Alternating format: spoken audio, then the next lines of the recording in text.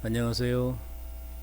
지금부터 과실주 실물론 제2강을 시작하도록 하겠습니다. 잘 지내셨죠?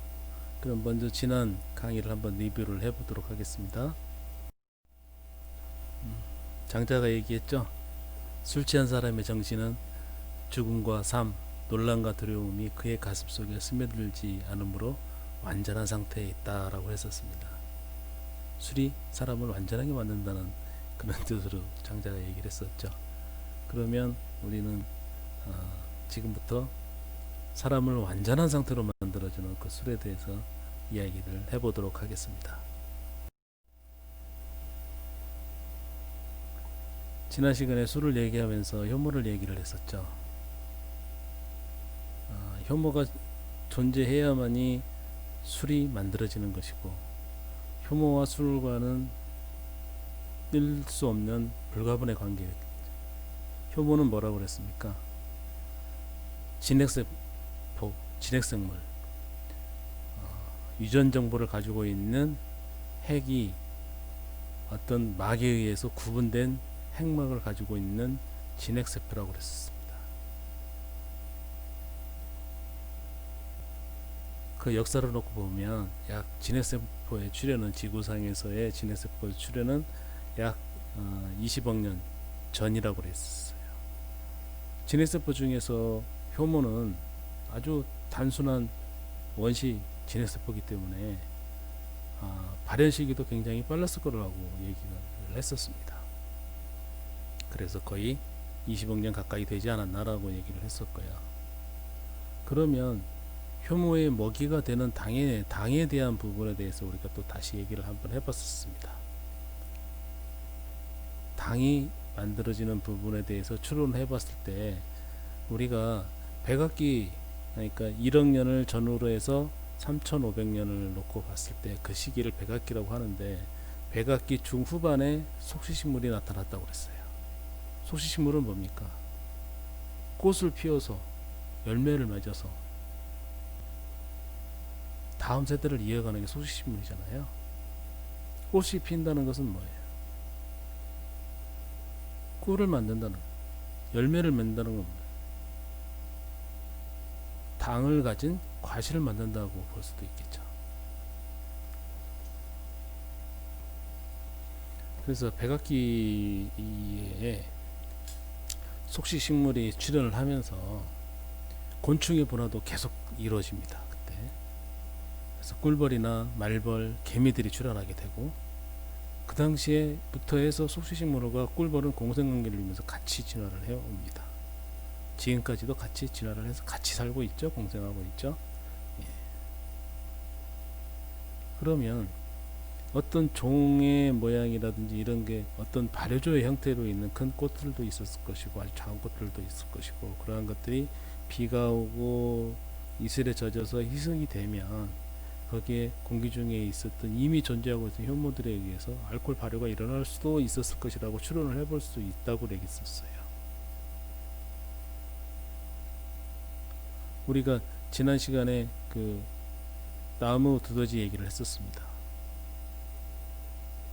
나무 두더지를 얘기를 했었는데, 나무 두더지는 아직도 야자꽃 안에 있는 발효된 알코올 퍼센트 2%에서 3% 정도 되는 술을 마시고 즐겨 마신다고 그랬어요. 그 양이 사람으로 따지면 9잔 이상의 와인을 마시는 거하고 같다고 했었습니다. 유전적으로 봤을 때 나무 두더지는 5,500만 년 정도 지구상에서 산 것으로 추정을 하고 있습니다. 그러면 그런 속시식물이 만들어지면서 그때부터 꿀을 통해서 술이 만들어질 수도 있고, 그때 떨어진 과일들을 통해서 그런 것들이 모여서 거기에 효모가 달라붙어서 술이 만들어질 수도 있겠죠. 그래서 술의 존재는, 추론컨대 술의 존재는 거의 1억 년 가까이 되지 않았나라고 그때 지난 시간에 얘기를 했던 것 같아요.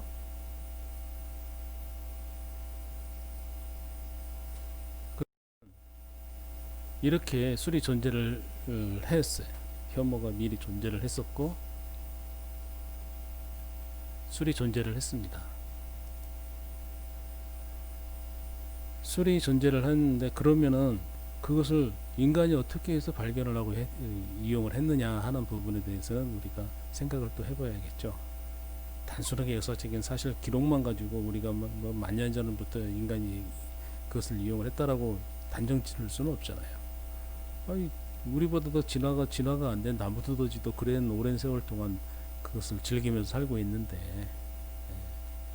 인류의 역사를 놓고 볼 때 400만 년 전을 인류의 조상으로 보통 얘기를 하죠. 오스트랄로피테쿠스를.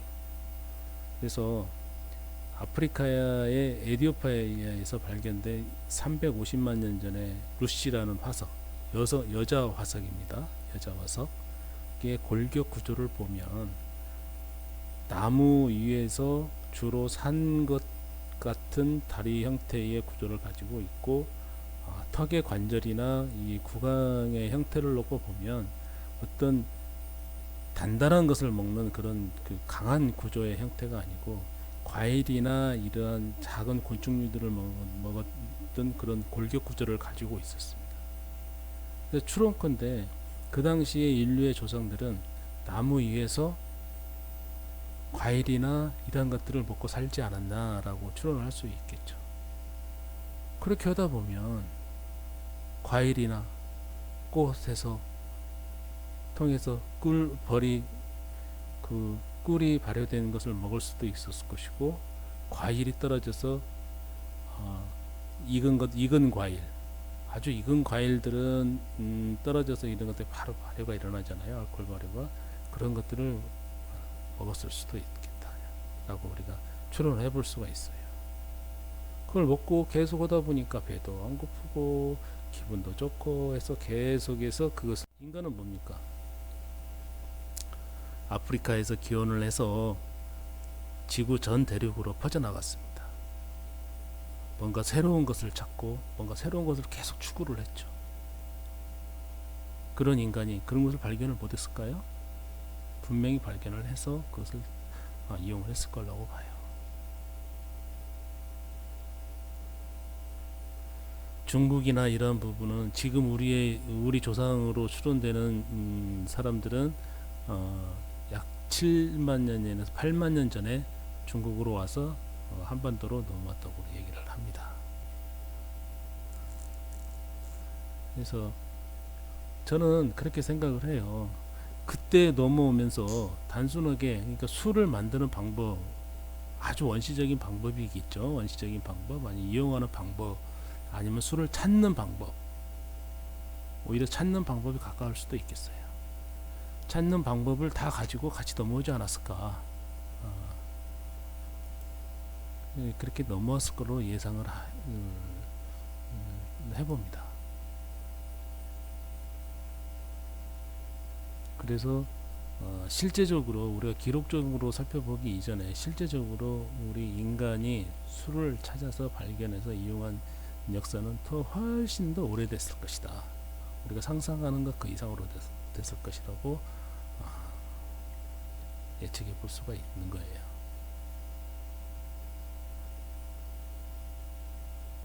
그리고 여기서 기원된 그 아프리카의 남부에서부터 이 먼 길을 찾아서 온 것은, 걸 놓고 보면은 보통의 사람들이 그렇게 하겠어요? 뭔가 조금 더 진취적이고 뭔가 도전적이고 뭔가 새로운 걸 찾고자 하는 그런 의욕이 강한 유전자를 가진 사람들이 더 멀리 오지 않았겠어요?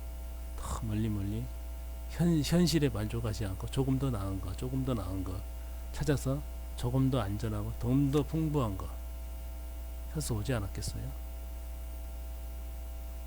그러면 그래서 아프리카에서 멀리 떨어진 대륙으로 온 인종일수록 좀 더 진취적이고 창의적이지 않을까 하는 생각. 지금까지는 그 추론적인 부분에 대해서 얘기를 해봤어요. 그러면 이제 저희가 발견된 흔적을 가지고 얘기를 한번 해보겠습니다. 발견된 흔적을 가지고 얘기를 한번 해보면 다마스쿠스에서 BC 6000년경에 과일과 같은 포도를 압착한 압착기가 발견을 했습니다. 또 그루지아에서는 BC 만년경에 와인을 마셨다는 기록이 있다고 합니다. 그리고 BC 7천년경에 으로 추측되는 와인 제조 통도 발견이 됐다고 해요. 근데 이것은 추측입니다. BC 7천이냐 6천이냐 그런 것들은 다 틀려요. 왔다 갔다 합니다. 그리고 그 조지아 바로 옆에 있는 아르메니아 쪽에서도 처음에 발견 당시는 BC 6천년경에 사용했던 그런 와인 양조장이 발견됐다고 그랬어요. 근데 그 BC 6천년이 BC 4천년 그 사이를 왔다 갔다 하고 있습니다. 그래서 우리가 그 역사적인 흔적을 놓고 봤을 때도 그 술의 와인의 역사는 굉장히 긴 것을 알 수가 있어요. 지난 시간에 우리가 얘기를 했었죠.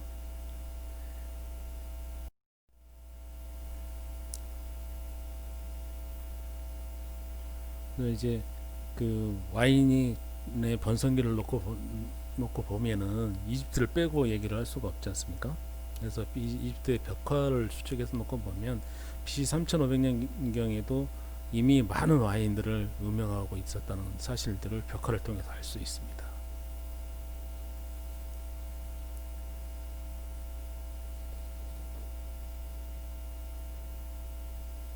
그래서 그 당시에 이집트의 파라오들은 와인을 절대적인 힘의 과시용으로 많이 사용을 했었어요. 그래서 스콜피온 1세의 무덤에서 보면 700개의 와인 토기가 나옵니다. 와인 토기가 나와요.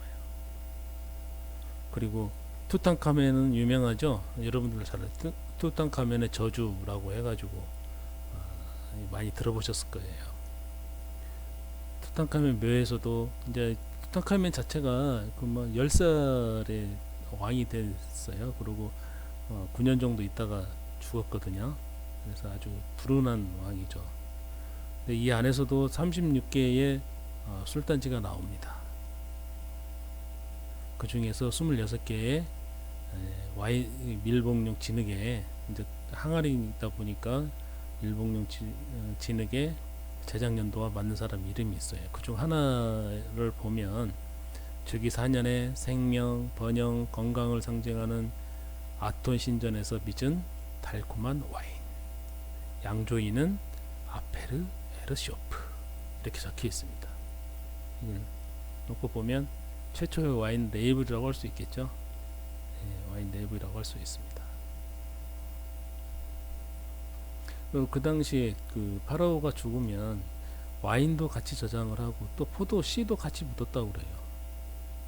사후에 그 와인을 계속해서 떨어지지 않고 또 만들어서 먹을 수 있도록 그런 의미를 갖고 있었겠죠. 이제 이집트에서 왕에 의한 와인의 번성이 일어납니다.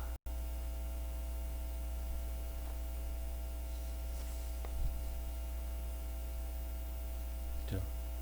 그 이집트 아까 얘기를 했을 때 람세스 3세 같은 경우는 태양신 아몬나에게 바친 와인이 5,900여 개라고까지 기록이 되어 있습니다. 엄청난 힘의 과시죠.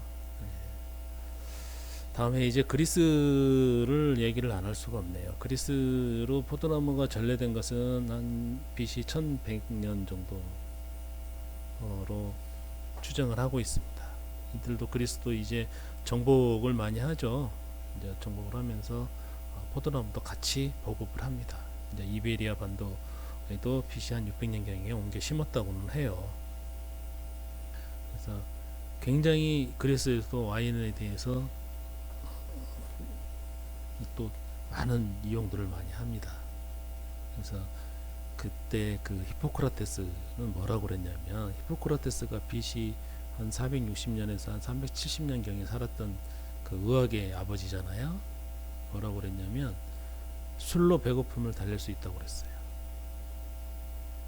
그리고 와인하고 소화 기능의 관계를 설명하면서 와인은 열을 내고 건조시키는 성질이 있어서 자체적으로 정화 성분을 가지고 있다고 그랬습니다. 그래서 사람들은 적당한 시기에 적당량의 와인을 마시면 질병을 멀리할 수 있다라고까지 얘기를 했었습니다. 와인의 중세 시대 들어오면서부터 이제 로마를 통해 중세시 들어오면서 와인에 대한 칭송이 계속해서 이어지죠. 아리스토텔레스나 플라톤 이런 유명한 철학자들도 와인을 칭송을 했습니다. 또 와인을 통해서 많은 감흥을 얻었다고 그래요.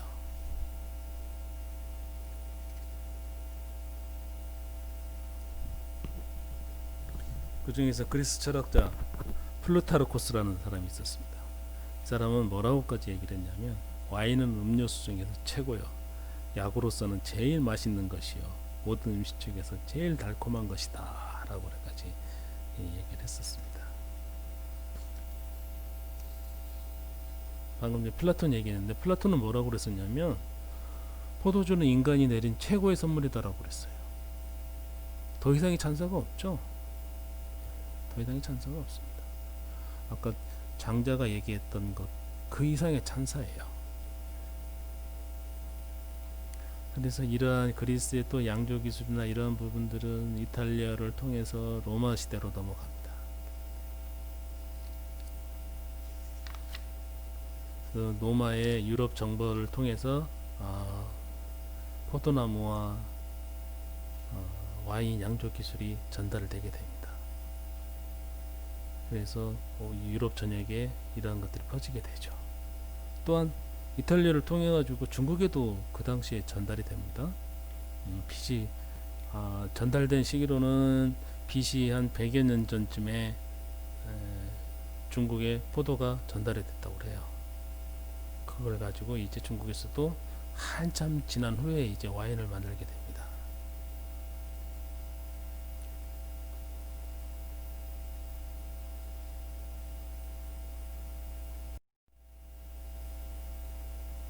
중국 얘기를 안 할 수가 없죠. 와인이라는 게 꼭 포도로만 가지고 만드는 술을 와인이라고는 하진 않잖아요. 우리가 지금 공부하고 있는 과실주는 보통 과실이 대상이 되지 않습니까? 중국의 이제 그 황하강 유역의 하남성 쪽에 자오라는 유적지가 있어요. 페이리강 문화라고도 얘기를 하는데요. 거기를 보면 약 그 BC 7000년경 지금으로부터 얘기를 하면 약 9000년 전 신석기 문화가 발견이 됩니다. 거기에는 두루미로 만든 피리도 나오고 이와 같은 술 항아리도 나오고 이와 같은 각골 문자보다도 더 오래된 이런 문자도 나옵니다. 16가지의 문자도 나옵니다. 그래서 또 이것 말고도 벽시도 천역의 벽시도 발견이 돼요.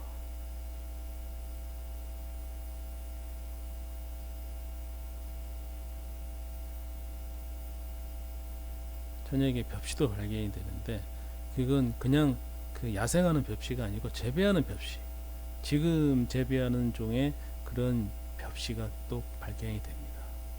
그러면서 이제 발견된 술 항아리를 가지고 분석을 해서 보니까 거기에는 과실주 형태, 산사나무 가지고 만들어서 추측이 되는 과실주, 주석사에 나오고요. 그리고 꿀로 만들었을 것 같은 밀랍 성분이 나온 꿀로 만들었을 것 같은 술, 또 변화 곡물을 가지고 만들었을 것 같은 술이 혼합돼서 나옵니다. 추측은 혼합해서 만들 수도 있고 어떤 때 이걸 이런 방식으로 만들고 어떤 때 저런 방식으로 만들어서 거기에 보관했을 수도 있고 그걸 만들 때 사용했을 수도 있었겠죠. 지금은 혼합해서 발효를 하지 않았냐라고 생각들도 하고 있습니다. 하지만 그것은 모르는 거죠. 이제 시대가 워낙 길기 때문에 그 자오 유적지는 신석기 시대의 문화 유적지지만 BC 7000년부터 BC 5000년, 거의 2000년 정도의 그 시기입니다. 우리가 지금 AD로 따져서 2020년 역사가 있잖아요. 그와 같이 긴 시간이에요. 그래서 이걸 어떻게 했는지는 잘 모르겠어요. 좀 따로따로 하지 않았을까 하는 생각도 해봅니다. 그리고 우리가 이제 술이 어떻게 만드는지에 대해서 잠깐 알아봤었습니다. 술은 효모를 통해서 알코올과 탄산가스로 만들어진다라고 했었습니다. 아까 효모는 단세포의 진핵생물이고 어떤 대사를 통해서 술을 만들게 되는데, 대사는 그 대사 과정을 살펴보면은 동물이나 어떤 다른 많은 미생물들이나 하는 것들하고 똑같은 대사 과정을 거친다고 그랬어요. 산소가 있을 때 산소를 통해서 어떤 에너지원을 흡수를 해서 그 흡수된 그런 에너지원은 분해를 해서 산소를 가지고 그것을 에너지를 만든다고 그랬었습니다. 사람이 호흡을 하면서 산소가 필요하죠. 숨을 못 쉬면 사람이 죽잖아요. 동물들도 마찬가지고. 그렇게 해서 작은 세포들부터 해가지고 모든 것들이 생명활동을 하지 않습니까?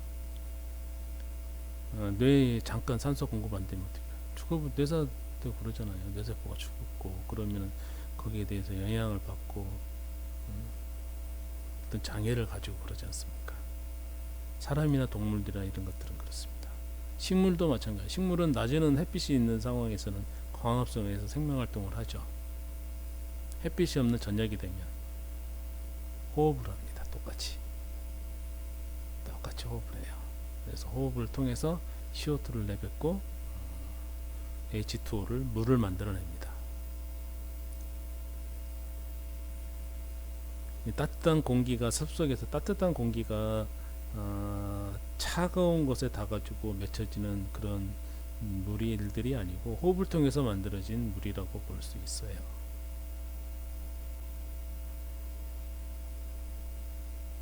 그런데 효모는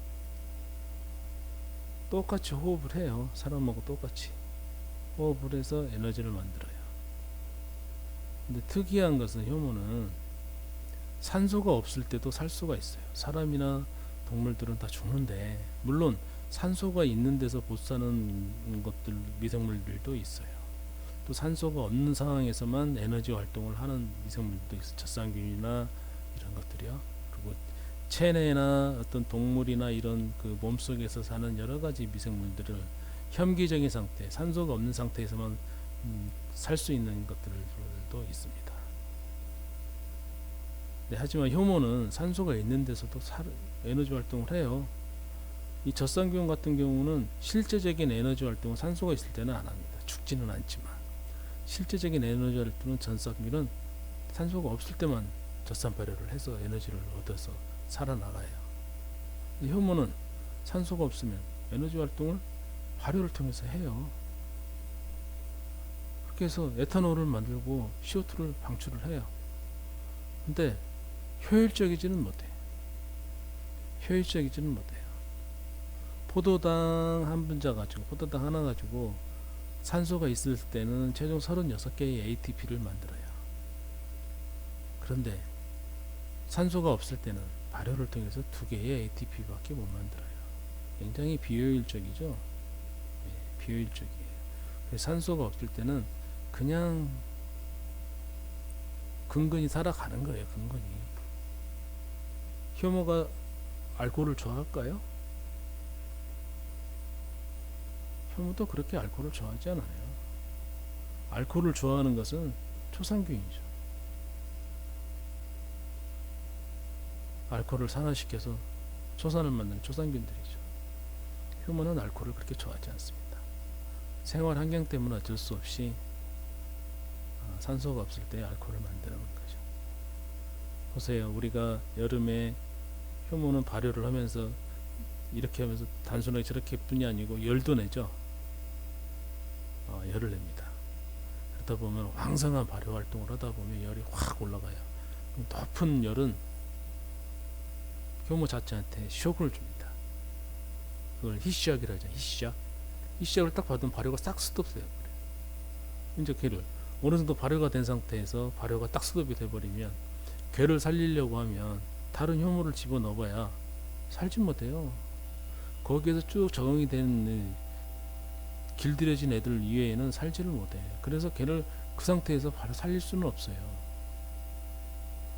여러분 다 경험하셨죠? 그렇습니다. 그래서 효모도 술 그렇게 좋아하진 않아요. 그래서 어느 정도 알코올 농도가 되면 지도 못 살잖아요. 그 이상의 생윤을 못 얻는 거예요. 잔당이 남아 있는데 먹이가 있는데 알코올 퍼센트 18% 19% 해버리면 생윤을 못 얻는 거예요.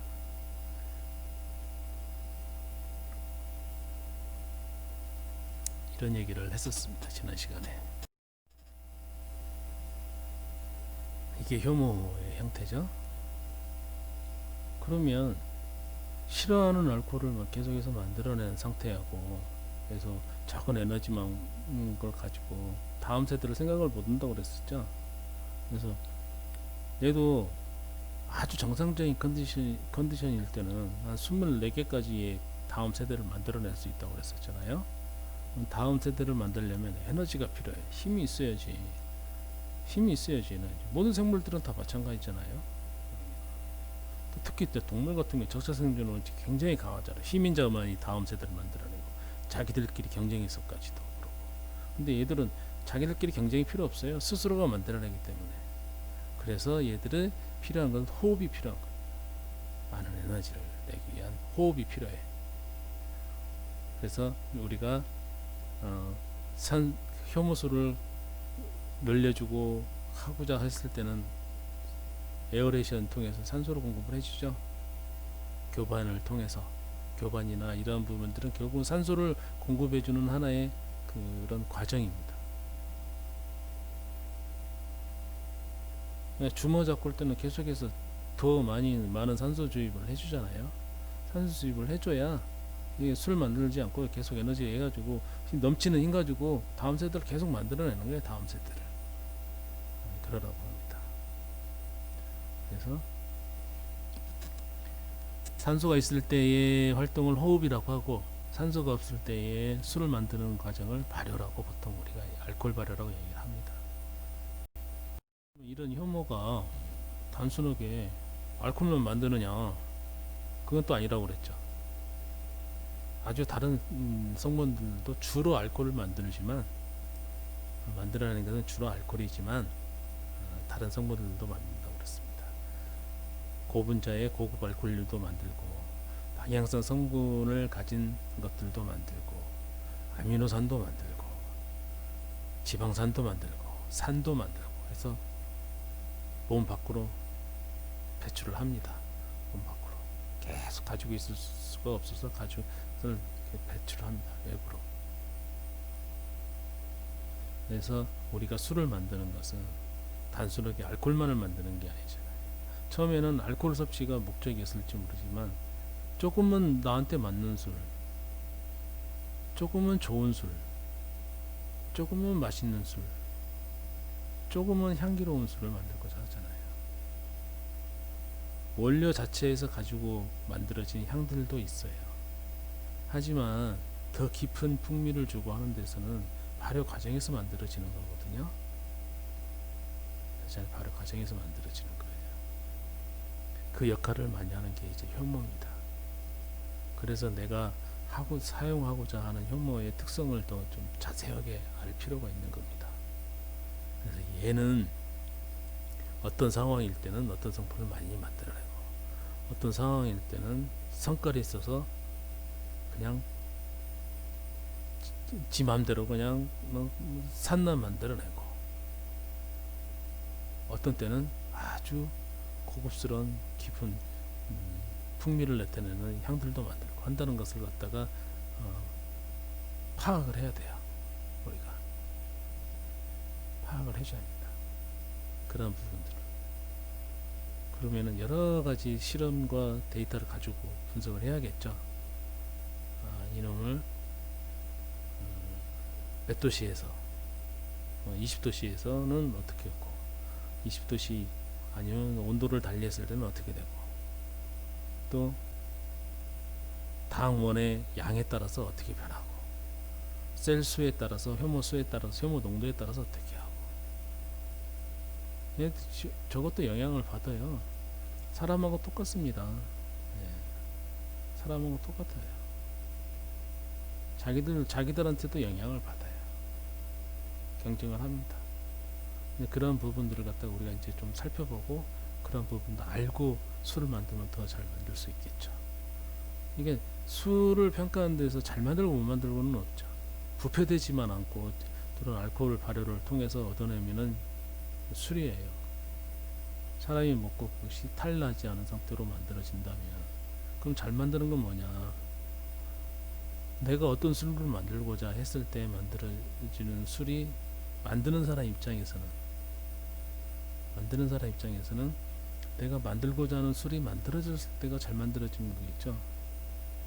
내가 A라는 맛과 B라는 향을 가지고 술을 만들고 싶다 라고 했을 때, 그렇게 술을 만든 게 잘 만든 거죠.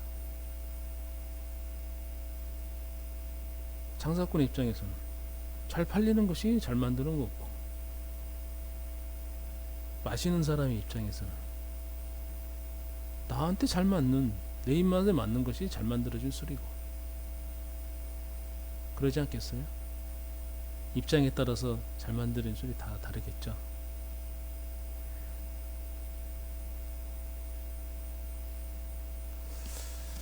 그만큼 효모가 우리가 술을 만드는 데서 중요하다고 얘기를 했었어요. 그러면 오늘은 이제 포도에 대해서 좀 알아보도록 하겠습니다.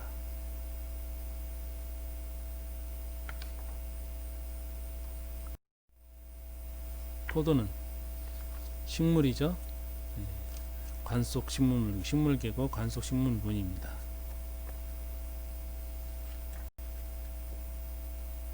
쌍자엽 식물 아강이고, 갈매나무 목, 포도과의 포도속, 포도종입니다. 우리가 얘기하는 것은 이제 포도속을 가지고 얘기를 할 거예요. 앞으로는 이게 이제 우리가 오늘 공부하고자 하는 포도입니다.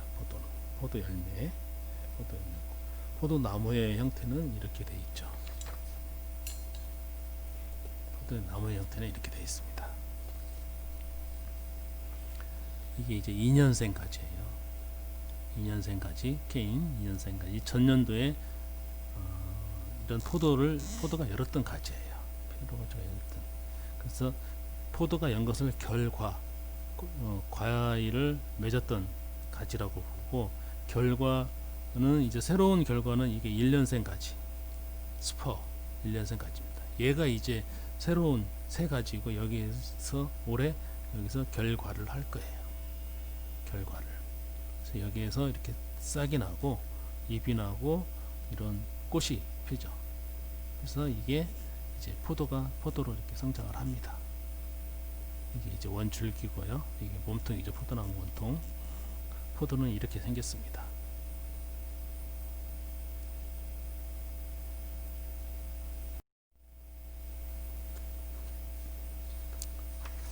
포도 성분을 한번 살펴보도록 하겠습니다.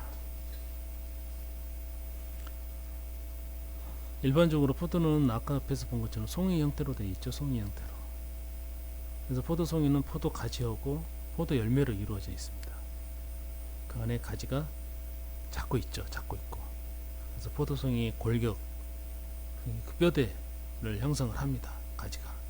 그리고 그 가지를 통해서 영양분도 이동을 하고 합니다. 근데 그 가지를 우리가 만들면서 재경 과정을 통해서 제거를 하지만, 포도 알맹이에 달라붙어 있는 부분들까지 완전하게 다 제거가 안 되죠. 근데 그런 것들이 이제 불쾌한 맛을 내게 됩니다. 그러면 하나하나 좀 살펴볼게요. 이제 먼저 과피, 포도 과피요. 여기에는 이제 안토시아닌이나 플라보노 가 많습니다. 탄닌류도 많고요. 그래서 방향성 성분들, 플레이버들의 성분들도 또한 많이 있습니다. 이제 과육 과육에는 실제적으로 발효에 이용되는 당, 그리고 맛에 영향을 주는, 큰 영향을 주는 산, 유기산, 그리고 이제 뭐 수분도 거기에 당연히 있을 것이고요. 그리고 이제 그 향을 나타내는 향 성분들도 다분히 많이 포함이 되어 있습니다. 또 뭐 다른 미네랄이라든지 비타민, 펙틴 이런 것들이 포함이 되어 있습니다. 줄기는 아까 얘기 말씀드렸는데 약간 불쾌한 맛을 내는 쓴맛을 내는 성분들도 있고, 그리고 이제 탄닌도 많이 있어요. 탄닌은 많이 있습니다. 근데 또 중요한 부분이 또 씨인데요. 씨에는 뭐 탄닌류가 많이 있어요. 탄닌류가 많이 있고, 또 일반 그 지방 성분도 많이 있죠. 씨에는요. 쓴 성분들이 많이 있는 편입니다.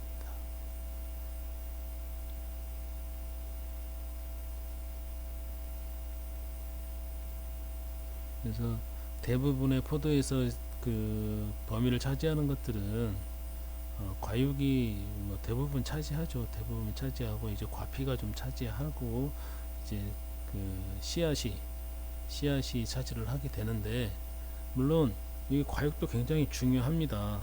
근데 우리가 와인을 만드는 데 있어서의 또 중요한 부분이 요 스킨 부분이거든요. 과피 부분. 과피의 이 성분이나 이런 양의 그 범위에 따라서 그 와인의 색깔이 완전히 달라지거든요. 단순한 색뿐이 아니라 이 맛의 형태의 색까지도 굉장히 영향을 많이 주는 것이 스킨이 되겠습니다. 과피. 우리가 아까 효모를 통해서 많은 여러 가지 풍미에 영향을 주는 성분들도 만들어진다고 그랬잖아요. 그것도 그렇지만 원 과실에서 가지고 있는 여러 가지 성분들도 그 영향을 굉장히 많이 줍니다. 기본 바탕이 되는 거죠, 그것들은. 기본 바탕이 되는 거예요. 특히 과실이나 이러한 부분들은 성분들이 많잖아요. 곡물만 가지고 하는 것들은 대부분이 그 전분질이고, 나머지는 아주 미세한 양들로만 가지고 있는 미네랄들, 아니면 아주 소량의 단백질, 뭐 지방 이 정도예요. 근데 얘는 복잡하죠. 과실은 페놀릭 컴파운드들이 굉장히 복잡해요. 그래서 이러한 것들이 와인의 맛에 영향을 안 줄 수가 없는 거죠. 자체적으로 특성을 가지고 있으니까 안 줄 수가 없는 거죠. 그래서 이런 부분들을 잘 살펴를 봐야, 단순하게 효모가 만들어내는 그런 것만 가지고 얘를 만들어낼 수가 없어요.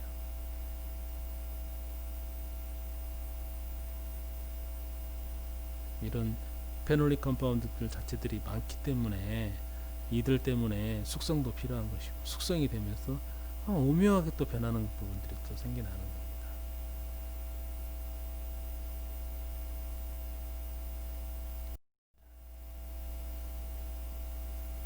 페놀릭 컴파운드들의 부분만 한번 포도에서 놓고 봤습니다. 페놀릭 컴파운드들이 제일 많이 있는 곳은 씨앗하고 과피겠죠. 씨앗하고 과피입니다. 실제 과육에는 그렇게 많은 것들이 아니에요. 주로 씨앗하고 과피에 많이 있습니다. 근데 이 페놀릭 컴파운드들이 중요한 부분이 뭐냐면은, 이제 와인을 놓고 봅시다. 과실주를 놓고 봤을 때 중요한 부분들이 뭐냐면, 단순하게 맛에만 영향을 주는 게 아니에요. 안토시아닌 같은 경우는 이런 것들은 색에도 영향을 주지만 단순하게 맛과 색에만 영향을 주는 것들이 아니에요. 이런 페놀릭 컴파운드들은 건강한 그 건강 기능에 대한 부분도 영향을 많이 줍니다.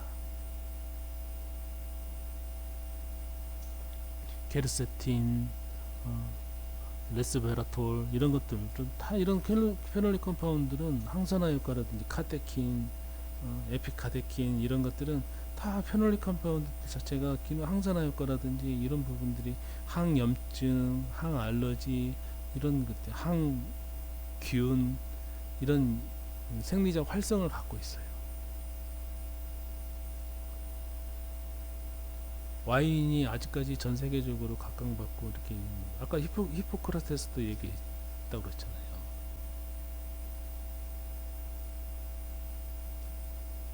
그렇듯이 이렇게 된 데는 뭐예요? 단순하게 알코올? 알코올도 적당한 알코올도 마시면 굉장히 좋죠. 건강에 도움이 된다고 그래요. 건강에 도움이 된다고 해요.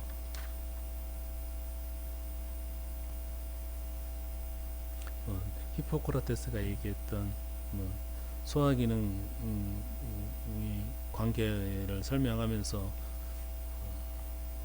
얘기했던 얘기들도 있지만 사람들이 적당한 시기에 적당한 양을 마시면 질병을 멀리할 수 있다고 얘기하는 부분들이나 이런 부분들은 알코올의 기능도 있지만 중요한 것은 이런 페놀릭 컴파운드들의 기능이 있었기 때문에 그게 가능하다고 봐요.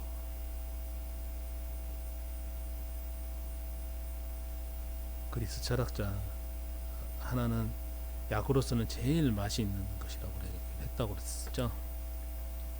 약이다 이겁니다. 약. 사실 술의 역사는 약에서부터 시작을 하긴 했어요. 약에서부터 시작을 하긴 했지만 약이에요. 프렌치 패러독스가 뭡니까? 프랑스 사람들이 계속 그렇게 기름진 음식을 먹고 하는데도 심장병의 발병률이 굉장히 낮아요. 그 원인을 찾아서 보니까 이 사람들이 계속해서 와인을 많이 마시더라 하는 것 때문에 그랬죠. 과실주의 좋은 부분이 뭐예요? 단순한 알코올하고 그러는 것보다는 과실주의 좋은 부분. 과실 자체가 가지고 있는 천연 그러한 성분들을 그대로 술에 담고 또 거대한 분자들을 발효를 통해서 그러한 부분들이 잘라지고 하면서 이러한 부분들이 또 다른 기능성을 만들어내고 해서 그 과실주가 여러 가지 우리가 기분이나 정서적으로 주는 영향을 떠나서 건강에 영향을 주는 요소들이 만들어진다는 것 때문에 과실주가 좋은 거 아니겠습니까? 원래 과실이 가지고 있는 많은 영양 성분을 그대로 전달을 해서 인간한테 그대로 전달을 해주죠. 어떻게 보면 거기에서 당이 사실은 필요하죠. 사람이나 동물들한테는 당이 필요해요. 제가 제가 이제 그 예를 하나를 드려볼게요. 복분자도 포도 이상으로 이러한 성분들이 많습니다. 복분자 굉장히 비싸죠. 복분자도 이러한 성분들이 굉장히 많아요. 복분자, 그런 뭐 베리류들, 것들이 그러한 성분들이 굉장히 많습니다. 근데 여기 이 성분들이 많은데 문제는 뭐냐면 얘들이 당을 갖고 있단 말이에요. 과일이다 보니까 당을 갖고 있어. 당을 갖고 있어. 블루베리도 마찬가지고 당을 갖고 있어. 많이 먹고 싶은데 당을 갖고 있으면 뭐가 문제예요? 당을 안 먹고 많이 먹으면 이제 결국은 과실당은 포도당, 과당, 설탕 아니겠습니까? 안 좋다 이거지. 직접 그 단순한 당은 몸에 그렇게 에너지를 만드는 데는 쉽게 만들어낼 수 있지만 그런 당만 가지고 섭취를 계속해서 하는 것은 몸 건강에 안 좋다고 하잖아요. 그래서 이제 어떻게 하면 이것에 대한 좋은 이런 페놀릭 컴파운드들을 쉽게 먹을 수 있을까? 얘를 건조를 시켜서 먹는다고 해서 당이 쪼그라드는 것도 아니고 그대로 있는 거죠. 수분만 날라가고. 그래서 생각한 게 좋아, 이 당을 없애자. 그럼 당을 어떻게 없앨 것이냐? 생각한 게 이거 당을 먹이로 하는 미생물을 통해서 그냥 없애버리자 싶어서 발효를 해서 만든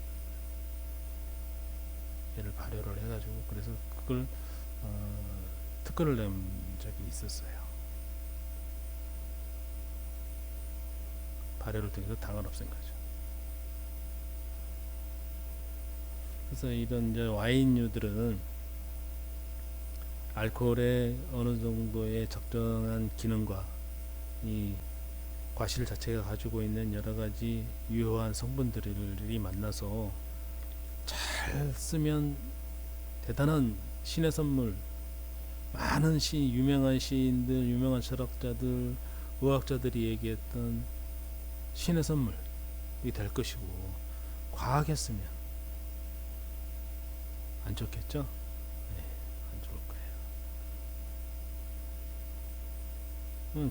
적당하게 쓰게 만들어줘야 하는데요. 우리가 너무 잘 만들면 너무 많이 먹어서 안 될까요? 다음을 살펴보겠습니다. 지금부터는 이제 포도의 일반적인 성분들에 대해서 한번 살펴보도록 하겠습니다. 포도에서 중요한 성분들은 앞에서 얘기한 것들도 다 중요한 성분들이지만 실제적으로 크게 놓고 봤을 때 가장 중요한 것들이 당, 다음에 산, 당과 산, 그리고 페놀릭 컴파운드들이겠죠. 페놀릭 컴파운드들일 거예요. 그래서 한번 살펴보도록 하겠습니다. 이것은 뭐 포도 품종에 따라서 또 다 다르고 재배 환경에 따라서 다르고 기후에 따라서 다 다르죠. 뭐 이것은 뭐 통일성은 없네요. 그냥 경향만 보자는 거예요. 경향만. 그래서 이것은 카베르네 소비뇽에 대한 결과치입니다. 그래서 수확 시기에 다가왔을 때에 하루하루 변해가는 것을 갖다가 나타낸 거예요. 변해가는 정도를 갖다가 나타낸 겁니다. 이제 솔루블 슈가 당을 보면 수확 시기쯤 되면 24, 25, 26 정도가 돼 있습니다. 또 돼야 알코올을 발효를 시켰을 때 뭐 13%이 정도 선에서 나오겠죠. 13%, 14%요. 정도가 됩니다. 그래서 당은 과일들은 성숙이 되면서 당량의 농도도 높아지고 과경도 커집니다. 과경도 커져요. 그래서 양을 늘리고 싶으면 며칠만 더 두면 양이 확 늘어나죠. 저희가 이제 매실 같은 걸 놓고 보면 과경에 늘어나는 속도가 굉장히 비 한 번 오면 과경은 더 커지죠. 대신 당 양의 총량 대비보다는 그 성분은 약간 농도는 연해지면서 당 과경은 커지면서 그렇습니다. 근데 일반적으로 당 농도도 높아집니다. 높아지죠? 네, 높아집니다. 그리고 그 다음으로 중요한 것이 뭡니까? 산. 포도 와인의 맛에 영향을 가장은 아니지만 거기에 하나의 큰 축을 담당하고 있는 산을 놓고 보면 산은 점점 감소를 합니다. 산을 감소합니다. 와인에서 산이 필요하죠? 당연히 필요합니다. 깊은 맛을 내고는 산이 필요해요. 근데 산이 너무 높으면 시고 떨기만 할 수 있죠.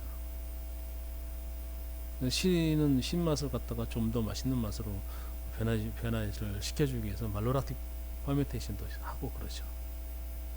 산마다 여러 가지 산이 있는데 뭐 유기산에는 구연산, 주석산, 호박산, 사과산 등 여러 가지가 있습니다.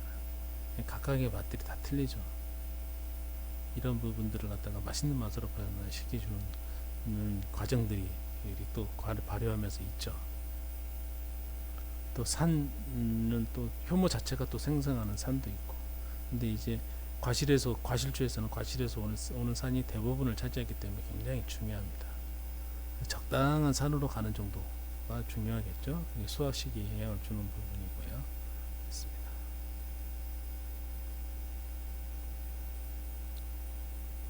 또 중요한 부분들, 크게 놓고 봤을 때 중요한 부분들이 뭐냐면 이제 안토시아닌입니다. 레드와인 같은 경우는 안토시아닌을 놓고 보면 안토시아닌 같은 경우도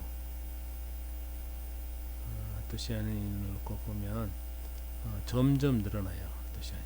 이게 색이 짙어진다는 거잖아요. 포도의 색깔이 점점 진해진다.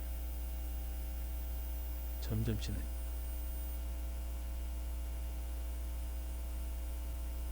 내가 만들고자 하는 와인의 상태에 따라서 그러한 부분도 감안을 해서 수확을 해야겠죠. 아니면 발효하는 방식을 바꾸든지.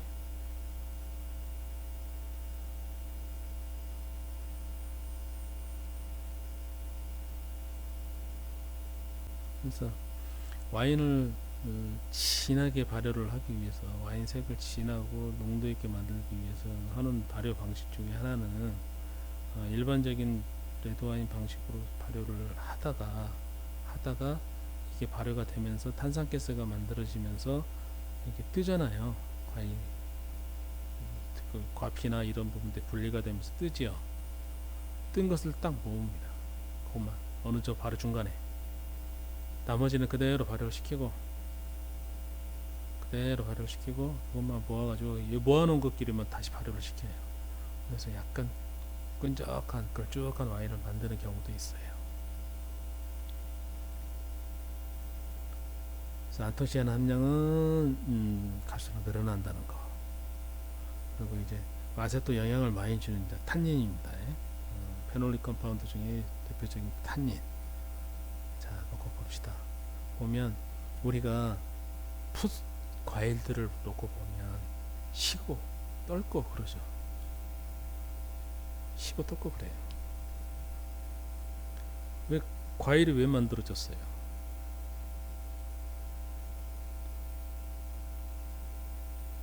그 식물 자체가 생존하기 위해서 만든 거잖아요.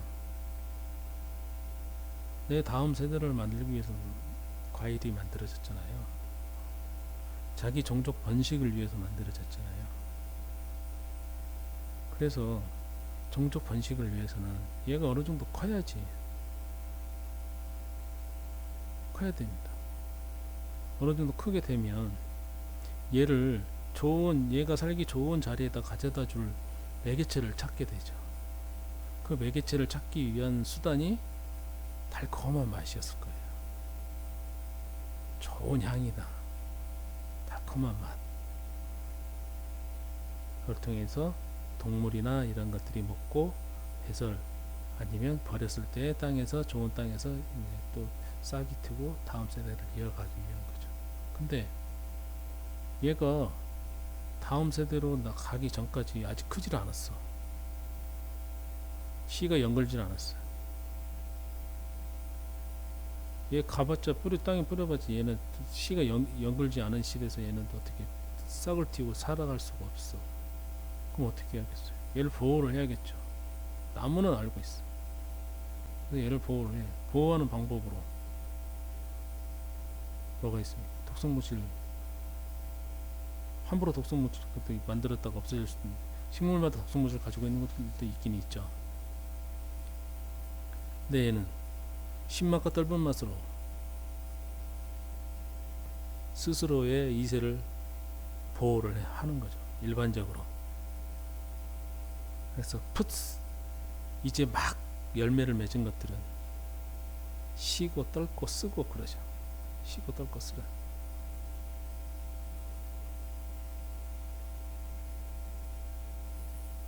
이런 것도 익어가면서 떫은 맛도 조금 줄어들고 신맛도 조금씩 줄어들고 단맛이 생기고 더 맛있어지고 그렇게 되죠. 그래서 전체 탄닌의 양을 놓고 보면 이 떫은 맛, 탄닌은 주로 떫은 맛으로 표현이 될 수가 있겠어요. 떫은 맛으로 표현을 놓고 보면 점점 감소하죠. 전체적으로 감소를 합니다. 감소를 해. 주로 탄닌이 어디에 많다고 그랬습니까? 씨앗하고 과피라고 그랬어요. 대부분이 씨앗의 대부분이고 과피가 또 어느 정도 과피에서 또 가지고 있다고 그랬습니다.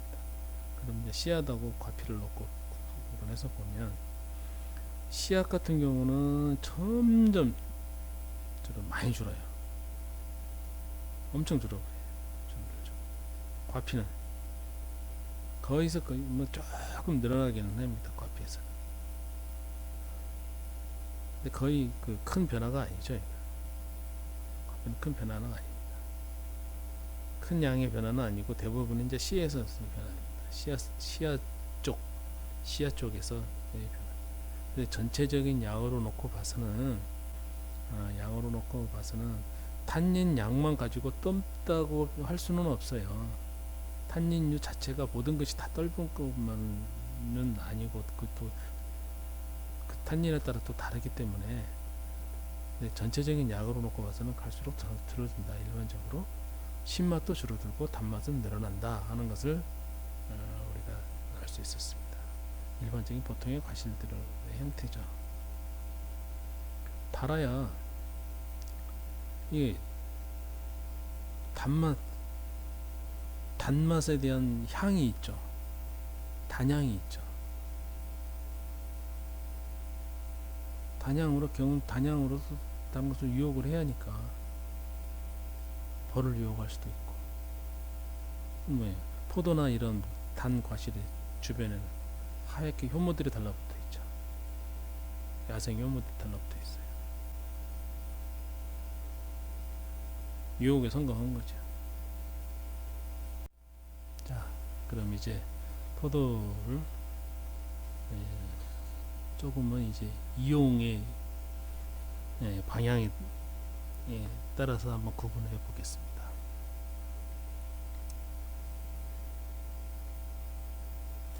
이용 방식에 따라서 양조형과 생식용으로 볼 수가 있겠습니다. 양조형은 당연히 와인 같은 과실주를 만드는 거고, 생식용은 우리가 바로 먹는다든지 아니면 주스를 만들어서 마신다든지 그런 형태를 말하는 겁니다. 지구상에는 약 8,500 정도의 포도 종류가 있다고 하는데요. 와인을 만드는 양조형으로는 한 200여 종 정도가 있다고 합니다.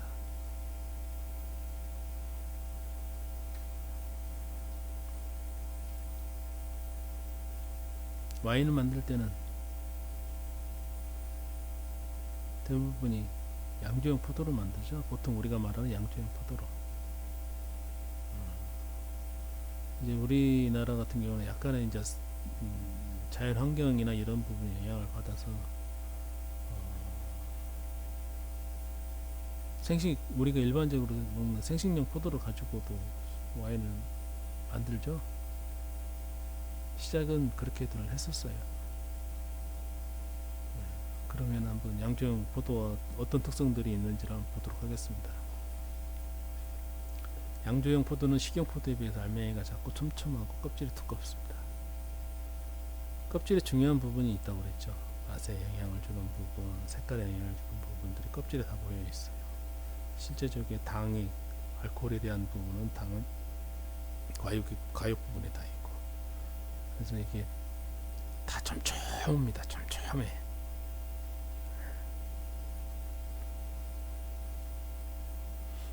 당연히 알코올 발효를 해서 알코올 도수가 어느 정도 있어야 그게 스스로를 그 와인 자체를 보호할 수 있는 거잖아요.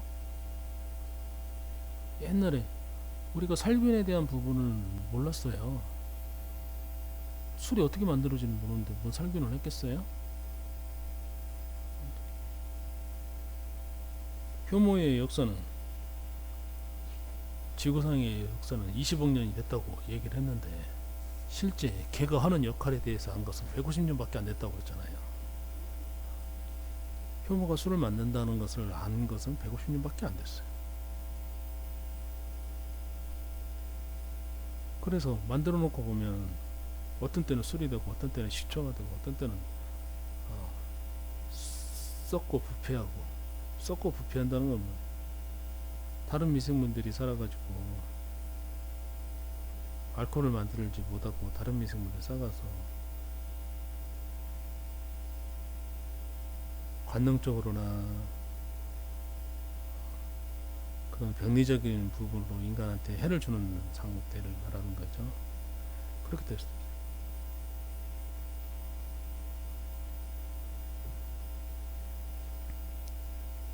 알코올의 효과는 뭡니까? 알코올의 효과, 미생물들 입장에서 초산균 빼고 싫은 존재죠. 싫은 존재. 알코올이 싫어. 살기 힘들어 그 안에서. 농도가 높으면 높을수록 어떻겠어요. 살균 효과가 더 크겠죠.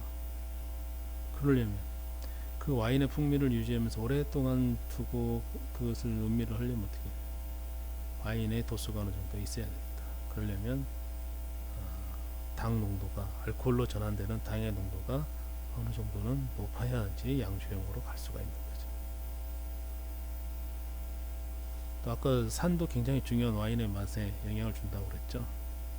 산도 어느 정도가 있어야 깊은 맛을 내고 하는데 영향을 많이 줍니다. 그래서 일반적인 품종에 있어서 오래된 어느 정도 약간의 그 수령이 있는 나무들이 늙을수록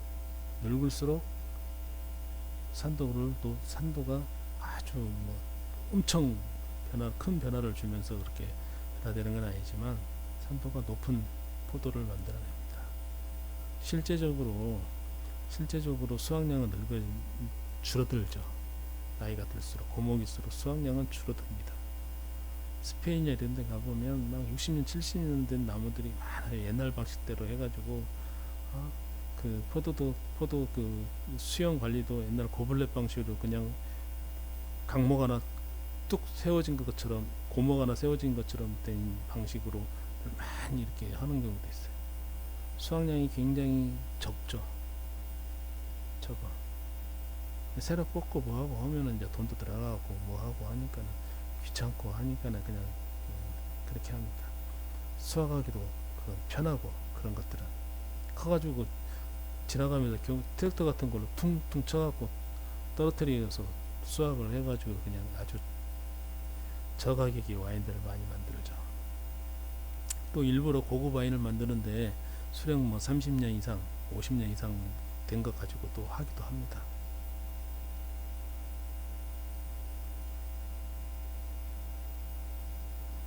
일단은 과실 자체가 복잡해야 손댈 것이 많아지는 거예요.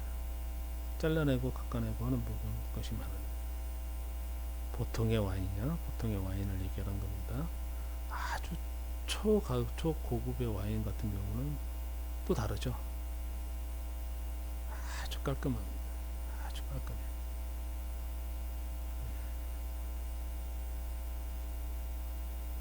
지금 말씀드리는 것은 보르도 타입을 말을 보르도 타입.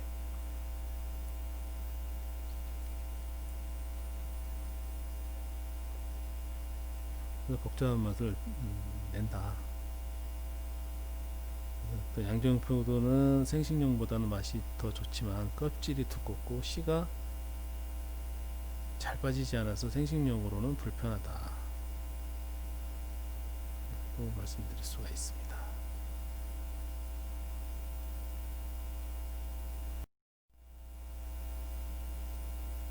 생식용 포도는 양조형보다는 알맹이가 크고 껍질이 얇고 뭐 껍질째 먹는 건 아니니까요. 껍질째 먹고 알맹이만 먹잖아요. 그다음에 껍질이 얇아야 하고 껍질과 씨가 잘 분리돼야 한다.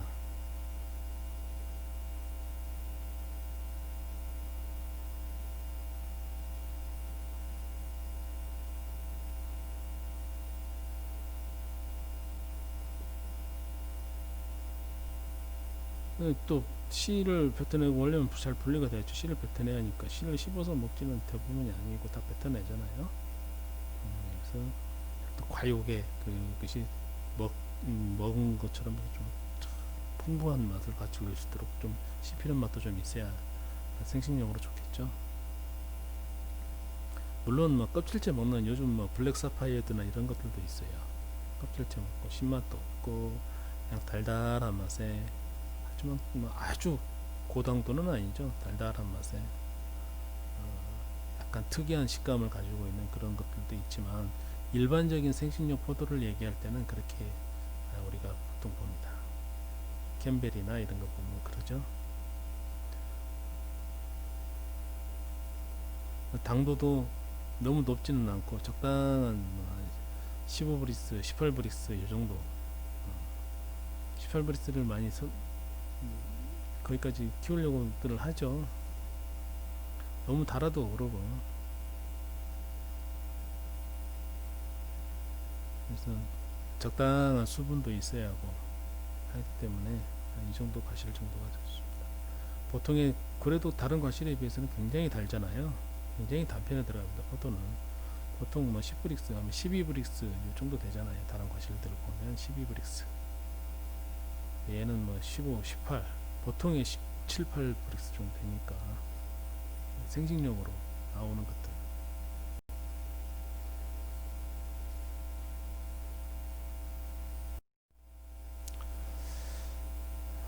그러면 이제 지금부터는 이제 포도를 조금 분리학적으로 좀 살펴보도록 하겠습니다.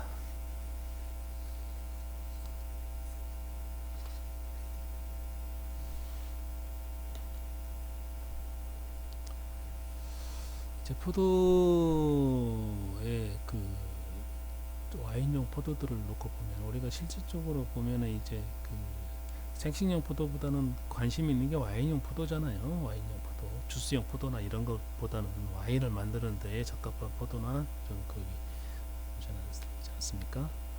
과실주를 만드는 데 있어서 중요한 것들이 원료가 무엇이냐, 효모를 어떻게 하느냐, 그 이후에 어떤 방식으로 블렌딩해서 어떻게 만들어내느냐가 중요하지 않습니까? 공정에 대한 중요성. 근데 그래서 지금은 실제 이 수업 시간에서는 와인용 포도가 굉장히 중요하죠. 그래서 이제 와인용 포도를 중심으로 살펴보면은 와인용 포도는 보통 이제 카스피에 연한, 흑해 연한, 지중해 연한, 메소포타미아 지역 등에서 기원이 됐다고 합니다. 포도 농사는 보통 약 BC 8000년에서 7000년경부터 재배되지 않았나라고 추정을 해요. 대부분이 그때쯤이 약간 신석기 정착 생활을 시작을 할 때거든요. 포도 농사가 뭐예요? 여기서는 재배입니다. 포도를 이용한 것은 훨씬 더 전이겠죠. 아까 조지아에서는 BC 10,000년 전부터 와인을 만들어서 먹었다는 기록이 있다고 그랬었습니다. 기록이 있다 10,000년 전부터 언제쯤 썼는지는 몰라요. 완전 시대에 기록된 건 아니겠죠. 훨씬 더 이후에 썼을 것이기 때문에 그 사람들도 추정을 써놓은 거예요. 본인들이 보고 느낀 것을 써놓은 게 아니고 그 당시만 하면 이제 글자나 이런 부분들이 만들어지기 전이니까 추정을 한 거겠죠. 7, 8년경, 8,000년, 7,000년경 이제 신석기 시대 정착 생활을 하면서 포도는 어떻게 보면 다년생 식물이잖아요. 유목 생활하고 채집 생활 해가지고는 이것을 할 수가 없어. 재배를. 네. 뭐 몇 달 여기서 살고 또 다른 농계 가고 이런 식이 아니고 몇 년씩은 살아야 이것을 수확을 하고 할 수 있는 거라서 이제 그 정착 생활을 했을 때로 재배되기 시작한 것으로 추정을 하는 거예요. 그래서 이제 크게 네 가지 품종으로 구분해 볼 수가 있어요. 유럽 원생종, 이제 기원을 놓고 보는 거예요. 유럽 원생종, 미국 원생종, 카리브 원생종, 아시아 원생종, 이 네 개로 놓고 볼 수가 있습니다. 우리 여기서 이제 중요하게 살펴본 것들은 이제 유럽 원생종이 가장 중요한 부분이고 또 육종에 있어서 현재의 포도를 만드는 데 가장 또 큰 영향을 줬던 접목의 형태들이나 이런 걸로 영향을 줬던 게 이제 미국 원생종 이제 이런 것들이죠.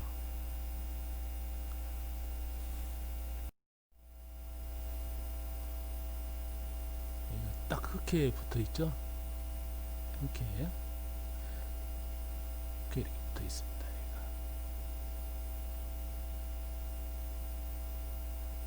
조지아가 이렇게 붙어 있어요. 그래서 여기에 있는 것들은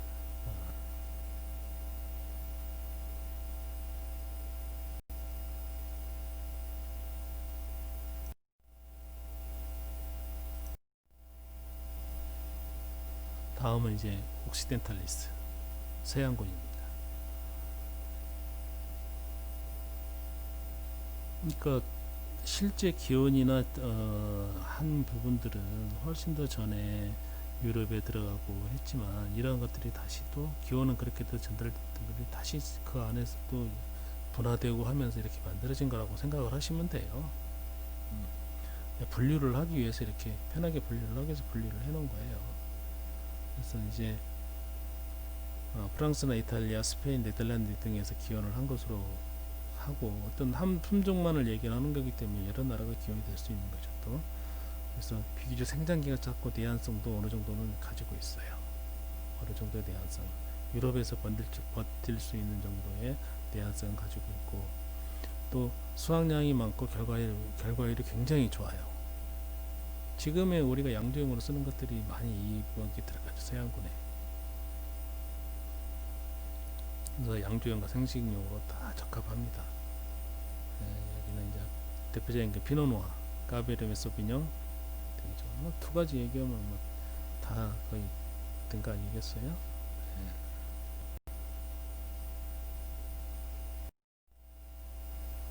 그 다음에 이제 이국 원생종.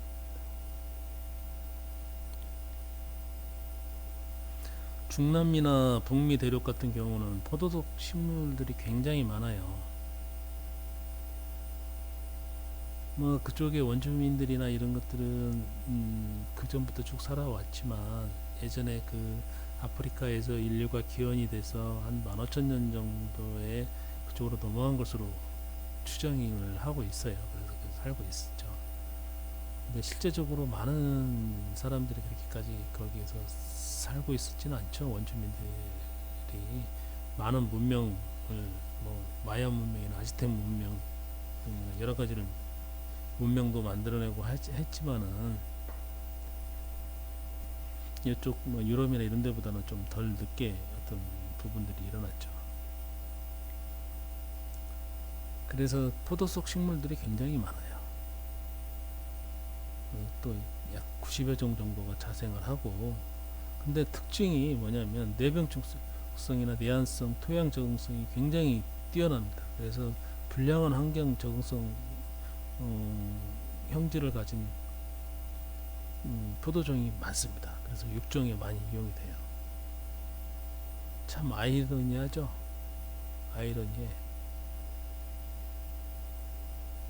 사람들은 원주민들은 정복하러 간 유럽인들이 옮긴 그 병균에 의해서 사람들이 많이 죽었는데 거기에 견디질 못하고 이런 포도나무는 세 애들이 아주 세요. 우리가 와인을 얘기할 때 플록세라를 얘기를 안 할 수가 없잖아요. 유럽의 태풍처럼 몰아친 플록세라.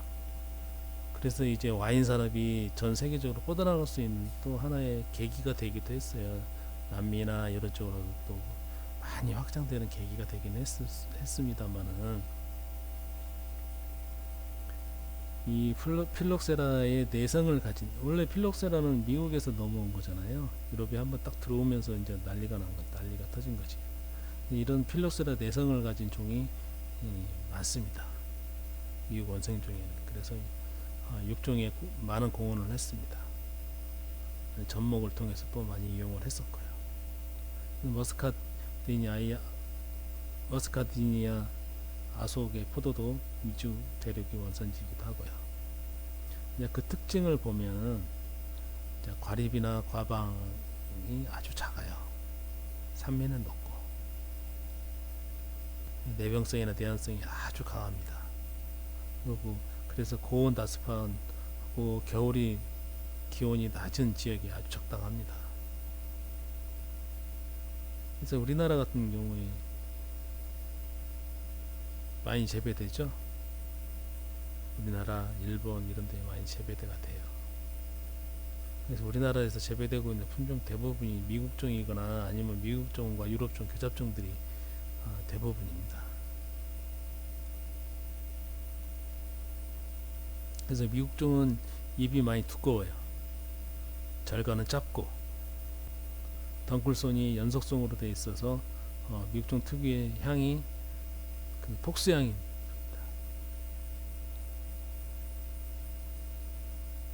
종자와 과피가 잘 분리돼요. 생식용으로 좋죠. 생식용으로 좋아요. 껍데기가 잘 벗겨져야 씨도 잘 입안에서 빠져나와야 우리가 보통 과육만은 먹는데 그래서 그런 것들이 많이 창립성이 아주 좋고 과립은 원형이거나 원형에 가깝습니다. 주의 품종은 이제 우리가 많이 알고 있는 캠벨,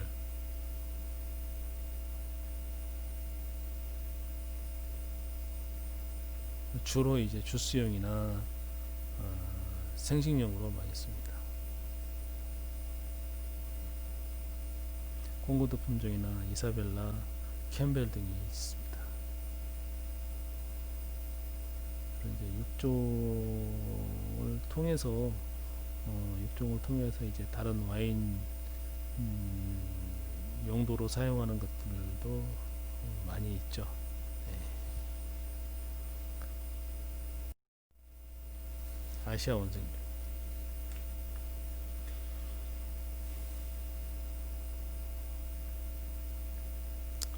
이제 아시아 원생종은 이제 우리가 이제 한국이니까 한국, 중국, 일본 등 자생하는 포도종을 보통 지칭해서 한 10여 종이 여기에 속합니다. 주로 이제 머루라고 보시면 돼요. 머루포도. 얘들은 이제 환경이 그래서 내한성이나 내병충성이 아주 강합니다. 그래서 육종 소재로도 가치는 있어요. 근데 이제 문제는 뭐냐면 과실이 품질이 좀 많이 떨어지는 편이에요. 과실로 봤을 때 당도도 낮고 송이 자체도 아주 작은데 촘촘하지 못하고 그냥 헐렁헐렁하고, 그리고 그 알갱이 자체도 아주 작고, 색은 좋죠. 아주 진하고 색은 좋아요. 가장 큰 특징으로 이제 내한성이 아까 좋다고 했는데, 내한성이 비슷한 속 중에서는 가장 좋은 편에 들어갑니다. 아시아원생종. 그래서 육종의 소재로서 가치가 아주 있다고 봐요. 잘 살리면 좋은 원료를 만들어낼 수 있지 않을까 생각을 합니다. 지금까지 포도에 대해서 좀 알아봤는데요. 다음 시간에는 실제적인 품종들의 특성을 한번 알아보도록 하겠습니다. 우리가 사용하고 있는 양조용 포도의 각 품종들의 특성에 대해서 좀 공부를 해보도록 하겠습니다. 오늘도 수고 많으셨습니다. 좋은 주말 되세요.